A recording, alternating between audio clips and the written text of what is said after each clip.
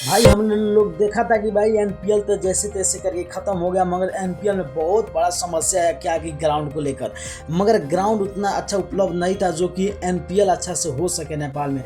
मगर एनपीएल में अच्छा ग्राउंड के लिए यानी कि जो हमारे देश के प्रधानमंत्री केपी ओली ने भी बैठक करके बोला है कि देखो सबसे पहले हम ग्राउंड बनाएंगे भाई नेपाल में, क्योंकि ग्राउंड के लिए कोई भी ऐसा मैच नहीं था जो कि अच्छा हम लोग के पास ग्राउंड था उसमें अच्छा एनपीएल हो सके। यानी कि पूरा टोटल एनपीएल एक ही ग्राउंड में हुआ, मगर उस सब के देखते हुए केपी ओली ने गजब का खुलासा किया। और मैं बता दूं कि केपी ओली ने बोला है कि मैं 1 अरब 20 करोड़ का इन्वेस्ट करने वाला हूं भाई ग्राउंड के लिए, सिर्फ ग्राउंड के लिए 1 अरब 20 करोड़ का। आप लोग सोच सकते हैं कितना बड़ा रकम होता है भाई, उतना बड़ा रकम यानी कि इन्वेस्ट करने जा रहा है केपी ओली। और इतना नहीं, मैं बता दूं कि केपी ओली ने एक और खुलासा किया है कि देखो जो हम लोग के पास ग्राउंड की समस्या था वो 2000 यानी कि 25 तक पूरा ख़त्म हो जाएगा, क्योंकि 10 यानी 12,000 क्षमते का ग्राउंड बनाया जाएगा जिसमें केपी ओली।